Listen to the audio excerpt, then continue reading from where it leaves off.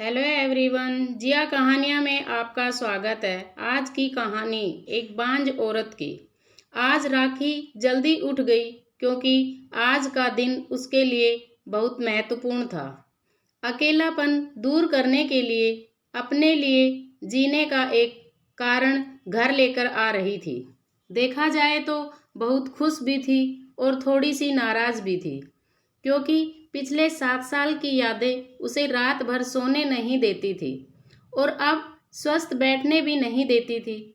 चाय का कप लेकर वह गैलरी में आकर बैठी और गुजरा हुआ कल उसके आंखों के सामने आने लगा। बेटा, तुम्हें ऐसे नहीं आना चाहिए था।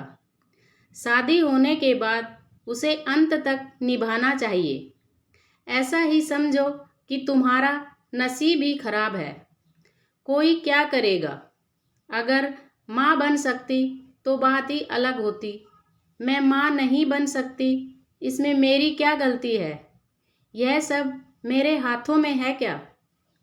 माँ नहीं बन सकती मतलब मैं इंसान नहीं हूँ क्या? मेरी कोई फीलिंग्स नहीं है क्या? मिनट मिनट में मेरा अपमान करने वाले, मेरा जीना मुश्किल करने वाले लोगों के साथ मैं जिंदगी कैसे बिताऊं? वह जो कहेंगे वो सुनना। राखी और माँ की यह सब बातें चालू थी तब पापा आए। ये देखो बेटा, मैं तो एक दुकान पर काम करता था। अभी उम्र हो गई है तो कोई काम भी नहीं देता है। और तुम्हारा भाई हर्ष तो प्रदेश में अपनी गृहस्थी में मगन हो गया है। तुम कहती हो तो मैं तुम्हारे ससुराल वालों से बोलता हूँ, पर तुम अपने ससुराल वापस चली जाओ। ऐसा मुझे लगता है। नहीं पापा, कुछ भी हो जाए मैं उस घर में वापस नहीं जाऊंगी। वहाँ पर मुझे घुटन सी होती है।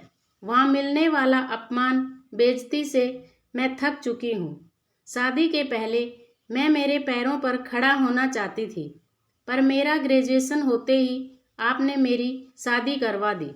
तभी मैंने आपके दबाव में आकर शादी की, पर अब जब मुझे आपके सहारे की ज़रूरत है तो आप पीछे हट रहे हो। शादी के बाद लड़की ससुराल में ही शोभा बढ़ाती है। मायके में 4 दिन ही रहना अच्छा लगता है राखी। लोग क्या बोलेंगे? शादी मतलब कोई खेल नहीं है बेटा। पापा गुस्से में ही बोल रहे थे। उस घर वापस जाना अब मुमकिन नहीं है पापा।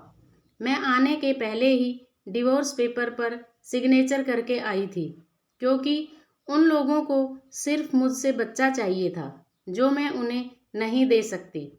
अरे, इतना बड़ा निर्णय लेने से पहले हमें एक बार पूछना तो चाहिए था ना। जन्मदाता हैं हम तुम्हारे। पापा, शादी होने के बाद मैं आपको बताती थी और माँ को भी कि कैसे छल होता है मेरे साथ वहाँ पर। 2 साल में कभी मुझे मेरे मन मुताबिक रहने नहीं दिया। जब मेरी रिपोर्ट आई और उन्होंने समझा कि मैं कभी माँ नहीं बन सकती, तो वैसे ही उन लोगों ने मुझे अपने असली रंग दिखाना चालू कर दिया। कैसे रहूँगी मैं इस ऐसे वातावरण में? और इस सब से भागकर अपनी ज़िंदगी ख़त्म करने वालों में से मैं नहीं थी। यह देखो बेटा, हर्ष के दिए हुए पैसों से ही मेरा और तुम्हारी माँ का जैसे तैसे खर्चा चलता है। उसमें तुम्हारा खर्चा उठाना थोड़ा सा कठिन होगा। डिवोर्स पेपर पर सिग्नेचर करने से पहले इन सब का विचार मैंने किया था। मेरे पास जो सोने के गहने थे वो लेकर आई हूँ मैं। और एजुकेशन लोन निकालकर मैं 6 महीनों का एक कोर्स करने वाली हूँ जिसकी आज मार्केट में बहुत ज़रूरत है। उसके बाद मुझे अच्छी कंपनी में नौकरी मिल सकती है। मैं आपके ऊपर आर्थिक बोझ नहीं डालूंगी पापा। मुझे जीवन जीना है, संघर्ष करूंगी और कमाऊंगी। विश्वास कीजिए मेरा। सब लोग क्या बोलेंगे बेटा? क्या जवाब दोगी उन्हें? मैं आंखों का पानी छुपाते हुए बोली। माँ बोलती थी कि वक्त आया तो सच क्या है बोल देना चाहिए। जब मेरे साथ ससुराल में जानवरों के जैसा बर्ताव हो रहा था तब कहाँ गए थे यह लोग? समाज में बड़ा करो, शादी कर दो, बस इतनी ही जिम्मेदारी समझते हैं।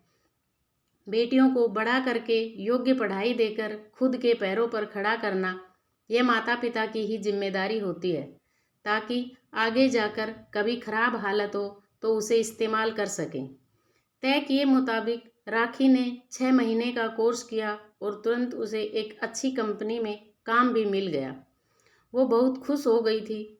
सब अच्छा चल रहा था। बीच में छुट्टी लेकर माता पिता को नज़दीक रहने वाले पर्यटन जगह पर घुमाने लेकर जाती थी। माता पिता बीच में ही दूसरी शादी की बात छेड़ देते थे। कई बार तो लड़कों को देखने के लिए भी बुलाया करते थे। एक लड़का तो डिवोर्स हुआ था, तभी से उसे स्वीकारने के लिए तैयार था, पर पहली शादी ने ही इतने दुख दिए थे कि दूसरी शादी के लिए उसका मन तैयार नहीं था। ऐसे कितने दिनों तक अकेली रहोगी? जब तक हम दोनों हैं तब तक ठीक है, पर हमारे जाने के बाद तुम्हारा क्या होगा, सोचा क्या कभी? उम्र भी कितनी छोटी है तुम्हारी अभी। ऐसा उसके पापा उसे समझा रहे थे। माँ पापा, आप दोनों मेरी शादी का विचार करना बंद कर दीजिए। आप दोनों को खुश देखकर मैं खुश होती हूँ। मेरे दोस्त सहेलियाँ हैं ना मेरे साथ, क्यों करनी है दूसरी शादी भला? इतना आसान नहीं है बेटा, एक उम्र के बाद अकेलापन खाने के लिए दौड़ता है, माँ बोली। सच हुआ उनका ऐसा बोलना। आगे 3 साल में पहले माँ और 6 महीने में ही पापा का निधन हो गया। रानी अब अकेली हो गई। हर्ष भाई और उसकी पत्नी आए और साथ में चलो बोलकर औपचारिकता की, पर मुझे उनके साथ जाकर वापस बोझ नहीं बनना था। मदद के वक्त मेरे साथ खड़े रहो, इतना बोलकर मैंने उनको जवाब दिया। ऑफिस का काम और बहुत सारे दोस्त, सभी लोगों की शादी हो गई थी और वह अपने अपने गृहस्थी में मगन हो गए थे। जीने के लिए कोई लक्ष्य मिल ही नहीं रहा था उसे। छुट्टी के दिन ऐसे ही एक मैगजीन पढ़ते समय उसे सिंगल मॉम पर एक बात पढ़ने के लिए मिली और उसे जीने का उद्देश्य मिला। उसने उसी दिन तय किया और एक 10 साल की लड़की को गोद लेने का प्रयास चालू किया। प्रक्रिया बहुत बड़ी थी, पर बोलते हैं ना, मन में इच्छा हो तो रास्ता मिल जाता है। वैसे वह प्रक्रिया पूरी हो गई और आज वही दिन था कि वह उस लड़की को लेने के लिए अनाथ आश्रम जाने वाली थी। उस लड़की को घर लाकर वह माँ नहीं बन सकती, इस सोच पर और उस पर होने वाले सभी आरोपों को मिटा देना चाहती थी। तभी उसने निश्चय किया कि लड़की को बहुत पढ़ाऊंगी, खुद के पैरों पर खड़ा करूंगी और फिर शादी करवाऊंगी, जिससे मेरी बेटी को मेरी तरह अपमान ना सहना पड़े। दोस्तों, क्या माँ नहीं बनना औरत के हाथ में है? ये तो भगवान की मर्जी है। दोस्तों, क्या माँ नहीं बनने पर औरत को इतने ताने देना, परेशान करना, डिवोर्स देना, यह क्या सही है? और डिवोर्स के बाद ज़िंदगी एक तन्हा बन जाती है। इसलिए डिवोर्स लेने से पहले भी अच्छे से सोच लेना चाहिए। दोस्तों, वीडियो अच्छा लगा तो वीडियो को लाइक एंड शेयर करें और नए हैं तो चैनल को सब्सक्राइब ज़रूर करें। मिलते हैं अगले वीडियो में। जय श्री राम।